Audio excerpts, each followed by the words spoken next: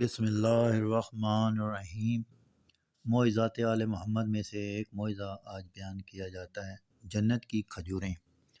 فخری نے اپنی اسناد سے بہت سے صحابہ کی زبانی روایت کی کہ ایک دن حضرت رسول خدا صلی اللہ علیہ وآلہ وسلم حضرت فاطمۃ الزہرا سلام اللہ علیہا کے گھر تشریف لائے اور ان سے فرمایا، فاطمہ، آپ کا والد آج آپ کا مہمان ہے۔ حضرت سیدہ سلام اللہ علیہ نے عرض کی، ابا جان، میرے گھر کی تو حالت یہ ہے کہ حسن و حسین علیہم السلام مجھ سے کھانے کے لیے کچھ طلب کر رہے ہیں، لیکن میرے گھر میں انہیں کھلانے کے لیے کچھ نہیں ہے۔ اس کے بعد رسول خدا علی اور حسن و حسین علیہ السلام کو ساتھ ملا کر بیٹھ گئے، جبکہ حضرت فاطمۃ الزہرا سلام اللہ علیہ اسی دوران حیران و پریشان ہو کر کھڑی تھیں اور سوچ رہی تھیں کہ وہ کیا کریں تو کیا کریں۔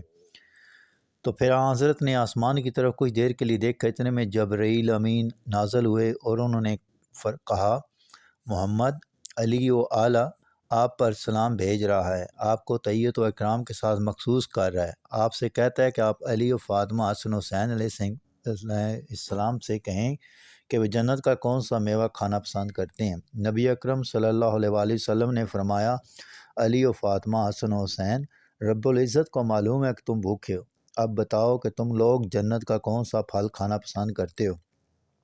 حضرت صلی اللہ علیہ وآلہ وسلم کے اس فرمان پر سب نے چپ سادھ لی۔ حضرت امام حسین علیہ السلام نے کہا کہ ابا جان، امیر المومنین علیہ السلام، آپ کی اجازت، اور امی جان سیدۃ النساء العالمین علیہ السلام، آپ کی اجازت، بھائی حسن ذکی، آپ کی اجازت کے ساتھ میں جنت کے ایک پھل کا انتخاب کرنا چاہتا ہوں۔ سب نے کہا، حسین، ہم سب آپ کے انتخاب پر راضی ہیں۔ امام حسین علیہ السلام نے رسول خدا سے عرض کی، نانا جان، آپ ہماری طرف سے جبرائیل سے کہیں کہ ہم اس وقت بے موسمی تازہ کھجوریں کھانا چاہتے ہیں۔ نبی اکرم صلی اللہ علیہ وآلہ وسلم نے فرمایا، اللہ کو تمہاری خواہش معلوم ہے۔ پھر آپ نے حضرت سیدہ سلام اللہ علیہ سے کہا، بیٹی، آپ اندر جائیں اور جو کچھ گھر میں ہے وہ لے آئیں۔ حضرت سیدہ سلام اللہ علیہ اندر گئیں تو آپ نے بلور کا ایک تھال دیکھا جس پر سبز سندس کا رومال پڑا ہوا تھا۔ اس تھال میں بے موسمی تازہ کھجوریں موجود تھیں۔ جب حضرت سیدہ تھال اٹھائے ہوئے آ رہی تھیں تو رسول خدا صلی اللہ علیہ وسلم نے ان سے فرمایا، فاطمہ، یہ رزق تمہارے پاس کہاں سے آ گیا؟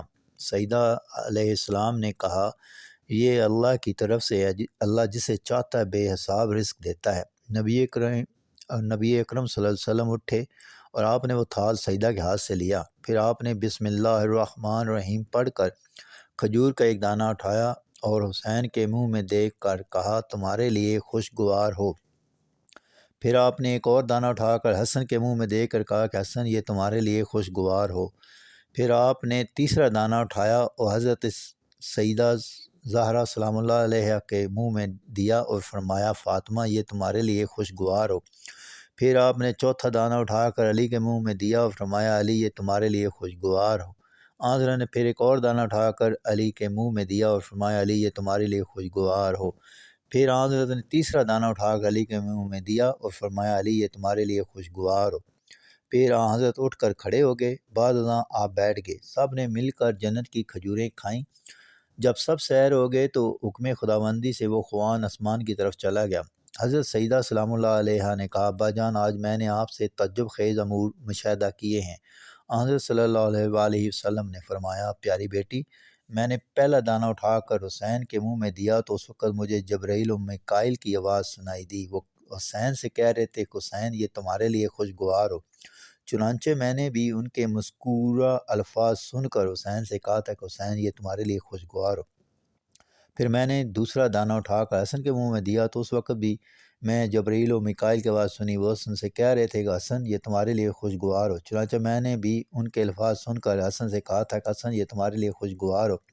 پھر میں نے تیسرا دانہ اٹھا کر آپ کے منہ میں دیا تو میں نے جنت کی حورین کی آواز سنی، وہ خوش ہو کر تم سے کہہ رہی تھیں کہ فاطمہ، یہ تمہارے لیے خوشگوار ہو۔ چنانچہ میں نے بھی حورین کے الفاظ دہراتے ہوئے تم سے کہا تھا کہ فاطمہ، یہ تمہارے لیے خوشگوار ہو۔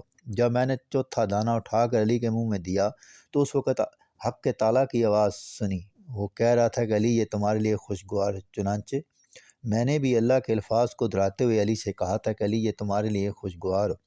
پھر میں نے ایک اور دانہ علی کے منہ میں دیا تو مجھے اللہ تعالیٰ کی پھر آواز سنائی دی، وہ کہہ رہا تھا کہ علی، یہ تمہارے لیے خوشگوار ہو۔ چنانچہ میں نے بھی اللہ کے الفاظ کو دہراتے ہوئے علی سے کہا تھا کہ علی یہ تمہارے لیے خوشگوار ہو۔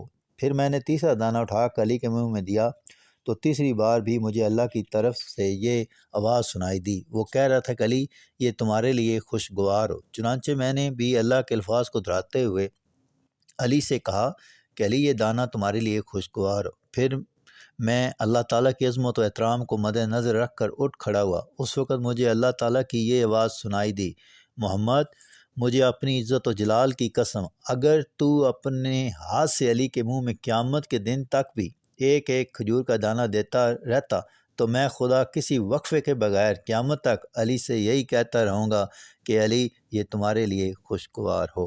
Thank you.